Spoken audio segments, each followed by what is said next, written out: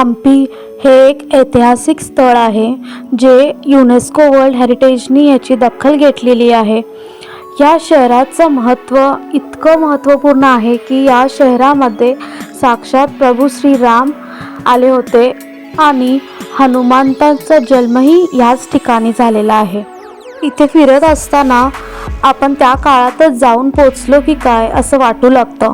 तर आज आपण हम्पीची संपूर्ण माहिती पाहणार आहोत। हम्पीचं सौंदर्य अनुभवण्यासाठी भारतातूनच नाही तर परदेशातूनही लोक अनुभवण्यासाठी येत असतात। हम्पीत काय पाहावं, कुठे राहावं याची संपूर्ण माहिती आज आपण घेणार आहोत। श्री स्वामी समर्थ, आपलं माझ्या चॅनलमध्ये स्वागत आहे। तर हा ब्लॉग मी खूप दिवसानंतर घेऊन आलेली आहे। अगदी 6 महिने झाले मी ब्लॉगच टाकलेला नाही आहे। तर काही मला इतरही ऑफिशियल वर्क्स होते त्याच्यामुळे मला व्हिडिओज आणता नाही आले। तर आज मी घेऊन आलेली आहे आणि आपण आता एका मस्त ठिकाणी चाललो आहोत। तर आता आपण आहोत बेळगावच्या बसस्टँडवर। तर बघू शकता मी बसस्टँडवर बसलेली आहे आणि आता आपण चाललो आहोत एका स्पेशल प्लेसवर। ते तुम्हाला उद्या सकाळी कळेल। गुड मॉर्निंग सर्वांना। तर आता वाजले आहेत सकाळचे 4, 4:15 झालेले आहेत आणि आता आपण पोचलो आहोत हॉस्पेट बसस्टँडवर। तर आम्ही मस्त चहा वगैरे घेतो आणि मग त्याच्यानंतर इथून आपण जाणार आहोत हम्पीला आणि हम्पीमध्ये आपण पुढचे 2 दिवस एक्सप्लोअर करणार आहोत हम्पी आणि बघू मग हम्पीमध्ये काय काय बघायला मिळतं।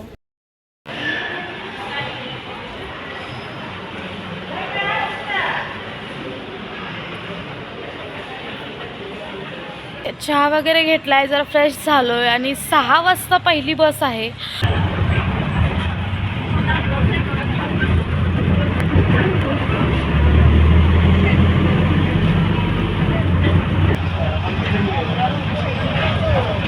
हम्पीला जाण्यासाठी जवळचं मेन जंक्शन आहे हॉस्पेट। कोणत्याही मुख्य शहरातून हॉस्पेटला पोहोचण्यासाठी बस, ट्रेन अवेलेबल आहेत। बाय कारही तुम्ही जाऊ शकता। तर जसं आपण हम्पीत प्रवेश करतोय तसे आपल्याला मोठमोठे पाषाण आणि त्याचे डोंगर दिसत आहेत। हे दृश्य पाहून तर आता खरंच हम्पीत आल्यासारखं वाटतंय आणि आपल्याला लास्ट स्टॉपला उतरायचं आहे। हॉस्पेट टू हम्पीसाठी अर्ध्या तासाला बसेस अवेलेबल आहेत। आपण येऊन पोचलो आहोत हम्पीमध्ये। हम्पीमध्ये प्रवेश करताच आम्ही सर्वात आधी रूम शोधायला सुरुवात केली। तर हम्पीपासून 4-5 किलोमीटर अंतरावर कमलापूर ह्या ठिकाणी भरपूर सारे हॉटेल्स अवेलेबल आहेत आणि हम्पी विरूपक्ष मंदिराजवळ भरपूर सारे होमस्टे आहेत। तर आम्ही होमस्टेच प्रेफर केला। रेडी झालेली आहे आणि विरूपक्ष मंदिर आपण पाहतोय माझ्या मागे। तर तिथून आता आपण फर्स्ट इकडे नाश्ता करणार आहोत आणि मग जाणार आहोत। कर्नाटका म्हटलं की आपल्याला इडली, डोसे, अप्पे, उत्तापा हेच ऑप्शन्स इथे मिळतील। हीच इथली स्पेशालिटी आहे। तर आता आम्ही फटाफट नाश्ता करतो आणि अगदी मंदिराजवळ आपल्याला होमस्टे मिळालेला आहे आणि तोही अगदी बजेटमध्ये। भरपूर सारे होमस्टे ऑप्शन्स इथं आहेत, त्यामुळे अगदी तुम्ही कोणत्याही सीझनमध्ये आलात तरी होमस्टे आपल्याला अवेलेबल असतील।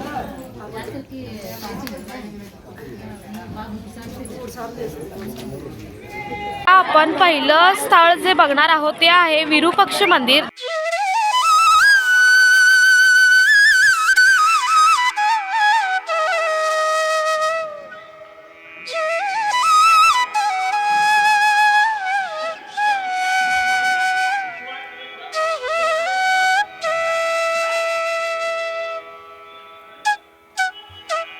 पूर्वीच्या काळातली ही किती मोठी दारं आपण पाहू शकतो आणि त्याचबरोबर हे लहान दार।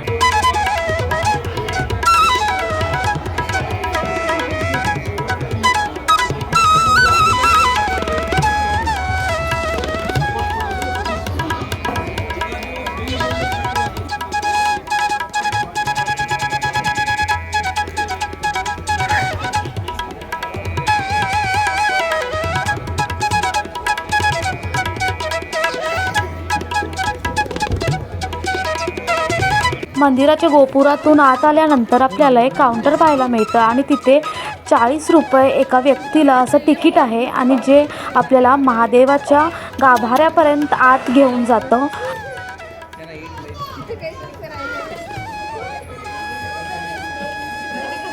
मंदिराच्या प्रांगणामध्ये आपल्याला भरपूर सारी माकडे पाहायला मिळतात आणि जर तुमच्या हातात एखादी पिशवी वगैरे असेल तर ते पटकन खेचून घेतात, याची काळजी घ्यावी. तर आवारामध्येच आपल्याला हे 3 नंदी पाहायला मिळतात आणि विरूपक्ष म्हणजेच साक्षात महादेव शिवलिंगाच्या रूपात या ठिकाणी विराजमान आहेत.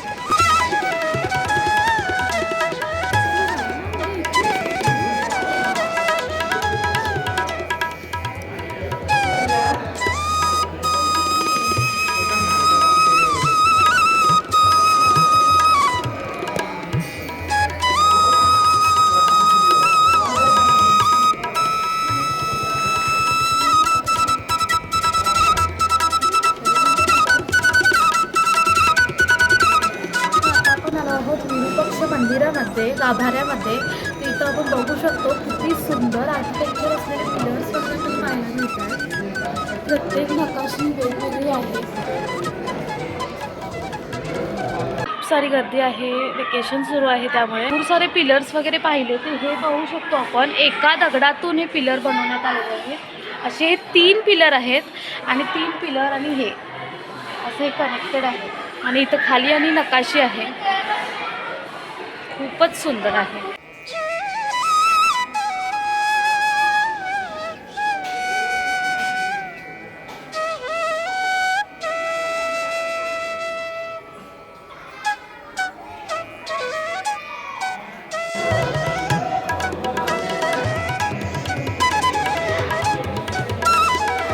तर विरूपक्ष भगवंतांचं दर्शन घेऊन आता आपण आलो आहोत पंपादेवी मातेचं दर्शन घेण्यासाठी. पंपादेवी ही पार्वती मातेचंच एक स्वरूप आहे. विरूपक्ष आणि पंपादेवीचं चैत्र पौर्णिमेला लग्न सोहळा पार पाडला जातो आणि त्या दिवशी रथोत्सवही असतो आणि हे पाहण्यासाठी आणि त्यांचं दर्शन घेण्यासाठी चैत्र पौर्णिमेला इथं भव्य यात्रा भरते. इथे एक आपल्याला अद्भुत चमत्कारच पाहायला मिळतो. जसं की आपण पाहतोय की इथं या मंदिरामध्ये पिनहोल टेक्नॉलॉजीचा वापर केलेला आहे आणि त्यामुळेच मंदिराच्या गोपुराची सावली आपल्याला उलटी पाहायला मिळते.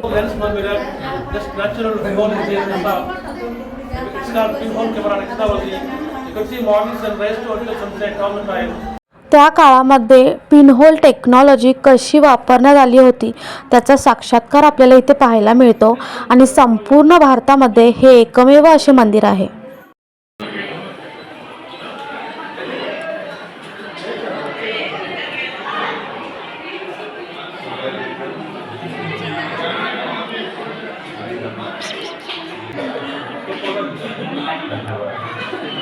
हे इथं वेगवेगळ्या डायनॅस्टींनी राज्य केलं होतं, जसं की संगमा डायनॅस्टी, अराविदू आणि तुलवा डायनॅस्टी असं.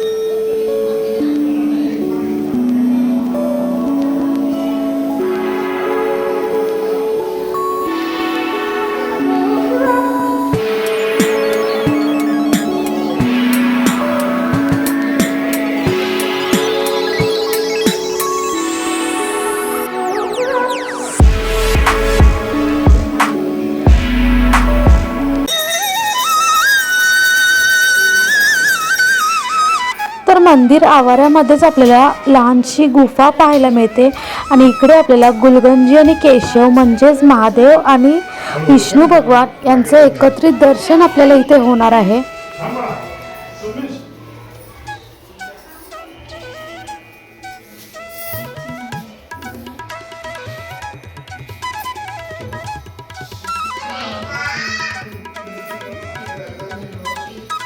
किती आगळा वेगळा दुर्मिळ असा योगायोग आहे की दोघांचं एकत्रित दर्शन आपल्याला इथे घेता येतं.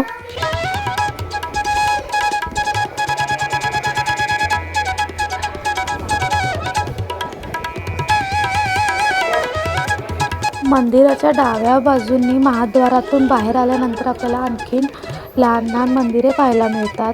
तसेच एक मोठे तलावही आहे.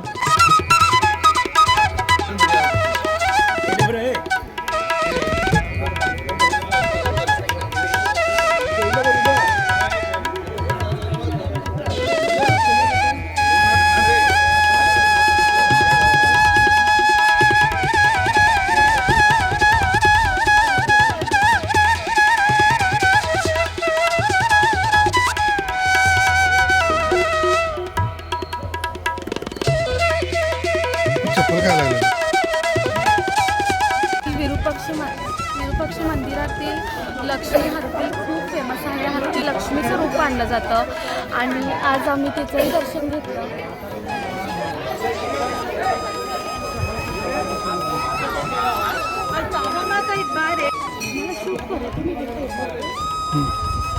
जा.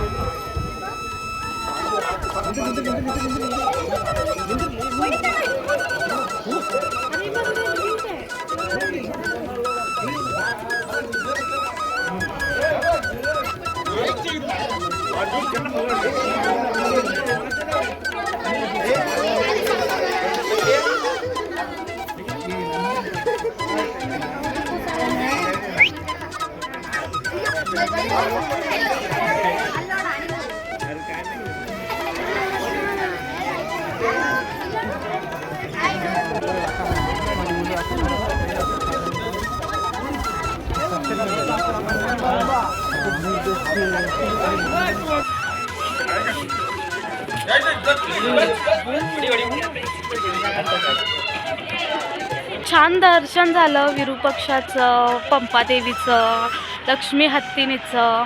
पण मंदिरातून बाहेर आलेलो आहे आणि बाहेरच्या बाजूला आपण पाहतोय की दोन्ही बाजूला हे जे आपल्याला दिसते कमानी, इथे पूर्वी हम्पी मार्केट होतं. डाव्या बाजूला इकडे चाललेलो आहे. इथून आता आपल्याला वर जायचं आहे टेकडीवर.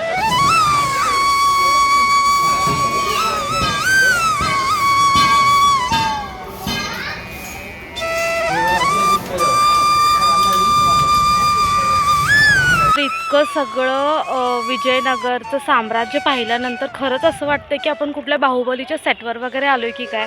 खरंच खूप सुंदर आहे आणि रिअलमध्ये हे आहे.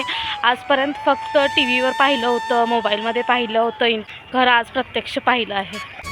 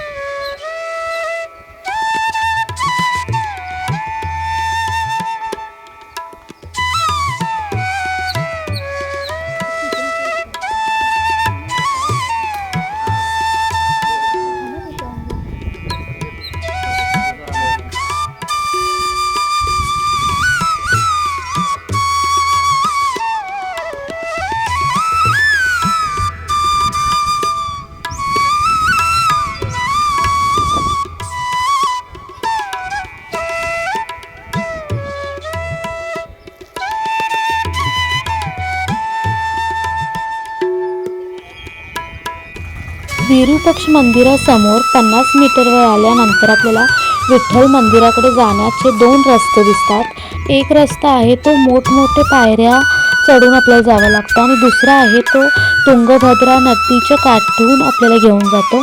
तर तिकडूनच आपण आता जाणार आहे. तुंगभद्रा नदीचा आनंद घेत आता आपण चाललो आहोत आणि हे सर्व समोर डोळ्यासमोर प्रत्यक्ष पाहून डोळ्यांवर विश्वासच बसत नाही आहे. जणू की एखादा मोबाईलमध्ये वॉलपेपर पाहतोय की काय असं भासतंय.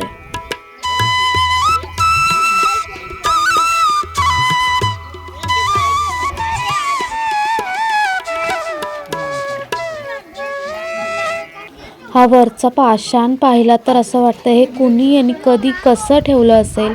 2 मोठ्या पाषाणांच्या वर हा एक ठेवलेला आहे.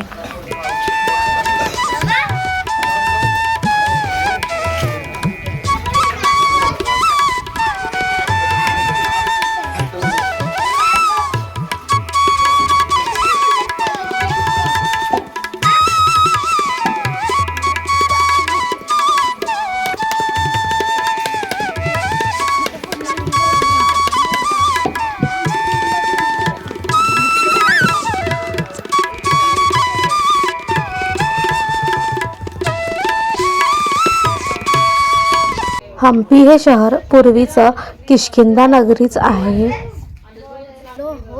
सुग्रीव गुफा पाहण्यासाठी विठ्ठलाच्या मंदिराला जाताना मध्येच आपल्याला ही सुग्रीव गुफा लागते. वानरांचा राजा वाली आणि सुग्रीव हे दोघेही भाऊ होते, हे सर्वांनाच माहिती आहे. आणि जेव्हा वालीबरोबर सुग्रीवाचं भांडण झालं त्यानंतर सुग्रीव येऊन या गुफेत राहिले होते अशी मान्यता आहे. आणि इथेच श्रीरामांबरोबर सुग्रीवाची भेट झाली होती. जेव्हा सीतामातेला रावण घेऊन जात होता तेव्हा सीतामाता तिचे दागिने जागोजागी टाकत होती, तर ते सुग्रीवाला मिळाले होते आणि त्यांनी ते भगवान रामांना दाखवले होते. आणि हेच ठिकाण आणि परिसर आहे. काही अंतर पुढे आल्यानंतर आम्हाला एक वडाचे झाड दिसले. याला मन्नत का पेड असं नाव मिळालेलं आहे. या झाडाच्या इथे लोक मन्नत मागतात. बाली आणि सुग्रीव यांच्या काळामध्ये 2 भाऊ राक्षस होते. त्यातला एक भाऊ बालीशी युद्ध करण्यासाठी आला. त्यावेळी बालींनी त्याला हरवले होते आणि त्याला ठार मारले. त्यावेळी रक्ताचे काही थेंब ह्या मार्तंड पर्वतावर पडले आणि इथे एक ऋषी तपश्चर्याला बसले होते. त्यांनी बालीला श्राप दिला की तो जर इथे आला तर त्याला ते दंड देतील. आणि काही दिवसानंतर परत तो दुसरा राक्षस तो युद्ध करण्यासाठी बालीजवळ आला. त्यानंतर बाली आणि सुग्रीव दोघेही त्याच्या मागे धावले. हे पाहून तो राक्षस एका गुहेमध्ये शिरला. त्या गुहेमध्ये शिरताच वाली सुग्रीवाला म्हणाला की तू इथे राखण कर आणि मी आज जाऊन त्या राक्षसाचा वध करतो. त्याप्रमाणे तो गुहेमध्ये गेला आणि काही वेळानंतर सुग्रीवाला रक्ताची धार बाहेर येताना दिसली गुहेमधून. तर सुग्रीवाला वाटले की वाली मारला गेलाय आणि त्यामुळे त्यांनी एक मोठा दगड पाषाण घेतला आणि त्या गुहेचं तोंड बंद केलं आणि तो परतला. त्यानंतर काही दिवसांनी वाली महलामध्ये आला आणि त्यांनी विचारले तू दार का बंद केले. तर त्याने सांगितले की मला वाटले तू मारला गेलास. ह्या रागामुळे वाली त्याच्या मागे लागले आणि त्याला मारण्यासाठी धावले. तेव्हा सुग्रीव धावत धावत येऊन ह्याच गुहेत म्हणजे मार्तंड पर्वतावर आश्रय घेतला. तर बोलत बोलत आपण आता विजय विठ्ठला मंदिराजवळ येऊन पोचलो आहोत. आणि हे जे आपण पाहतोय इथे पूर्वी हिरे मोतींचा व्यापार केला जायचा. बाहेरचे व्यापारी इथे येऊन व्यापार करायचे. हा सर्वात मोठा बाजार होता त्यावेळेचा हम्पीमध्ये.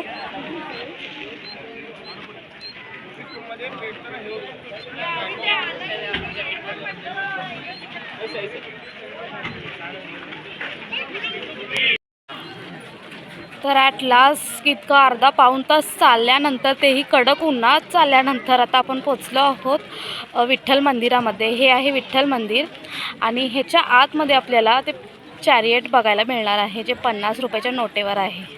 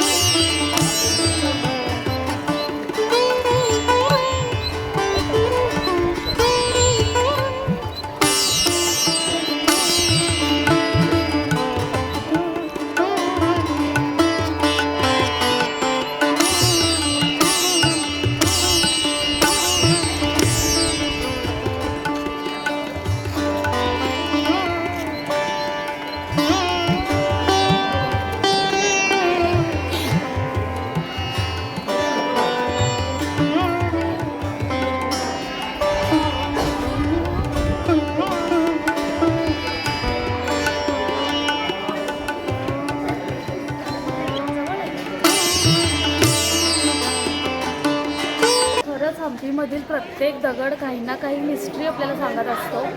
तो आपण बघू शकतो इथे किती सुंदर नकाशी केलेली आहे. इथे एक व्यक्ती आहे, त्याच्या हातात धनुष्य आहे, त्याचा एक हात वर आहे.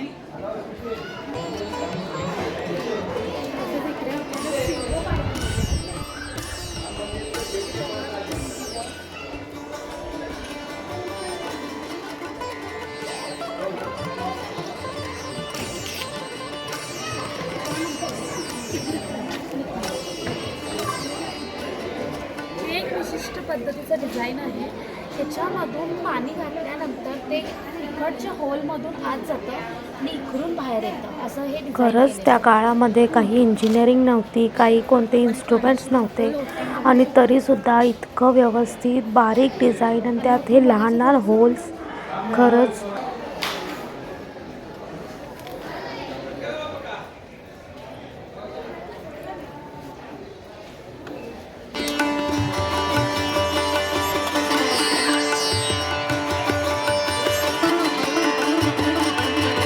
Musical pillar.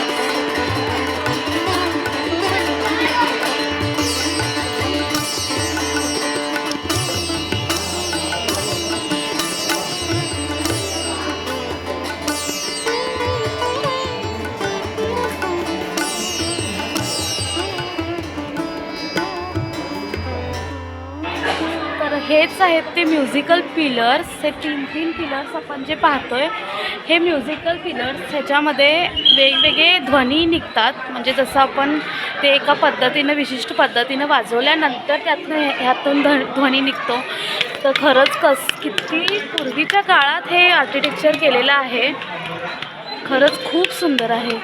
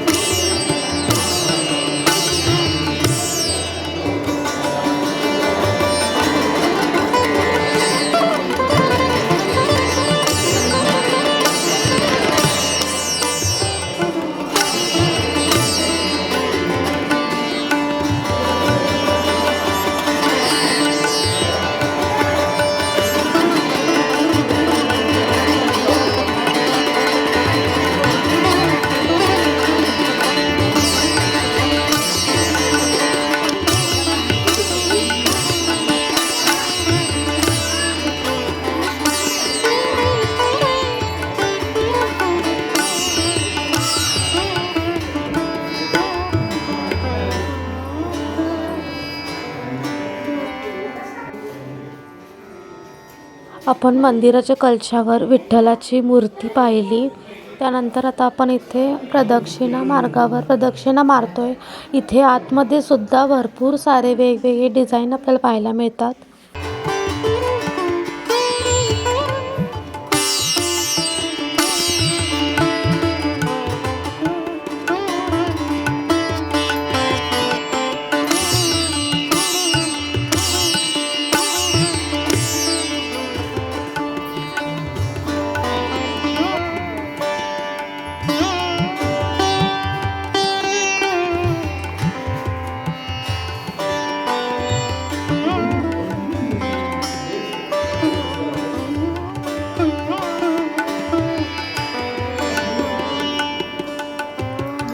इकडच्या प्रत्येक दगडावर काही ना काही आकृती कोरलेली आहे. जसं की आत्ता आपण इथे नरसिंह पाहतोय.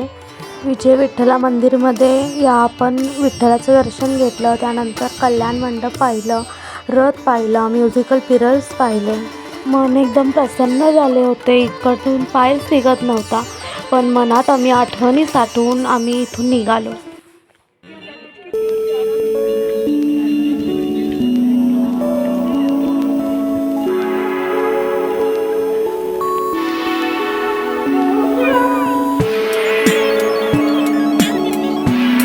तुंगभद्रा नदी आणि ह्या ॲक्च्युली 2 नद्या होत्या, तुंगा आणि भद्रा. तर त्यानंतर या दोन्ही नद्या एकत्र आल्या आणि त्यानंतर तुंगभद्रा हे एकच मोठं नाव याला मिळालं. तर आता आपण कोरायकर राईड करायला जाणार आहोत.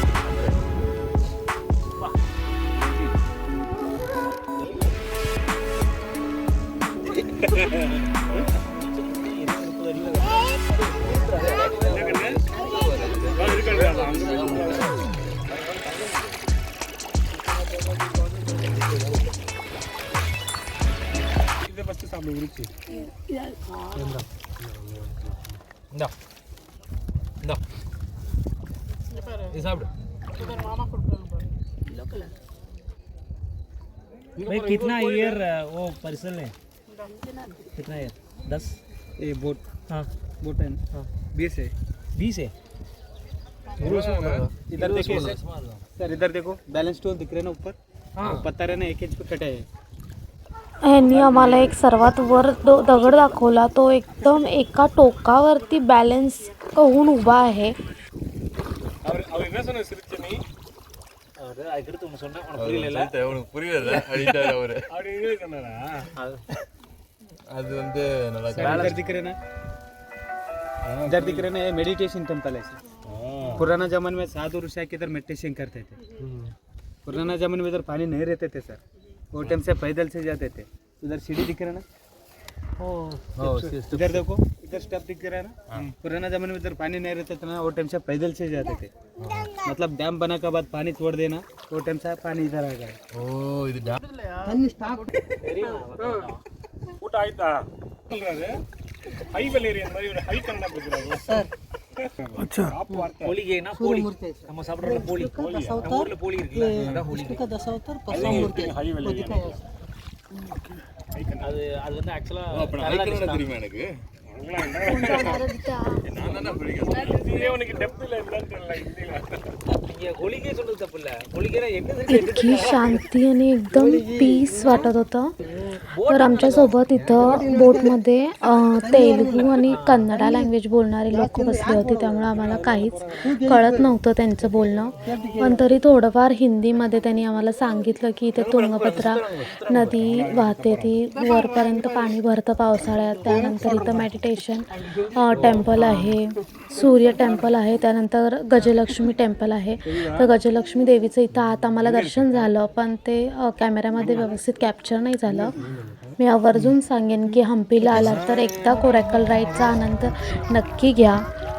तर हा व्हिडिओ मी इथंच एंड करते. व्हिडिओ कसा वाटला मला नक्की कमेंट करून सांगा. व्हिडिओ आवडला असेल तर लाईक, शेअर आणि सबस्क्राईब करा. भेटूया हम्पीच्या पुढच्या भागामध्ये. तोपर्यंत श्री स्वामी समर्थ. உள்ள போறோம் ஏன் நீ மேல தொடுறியா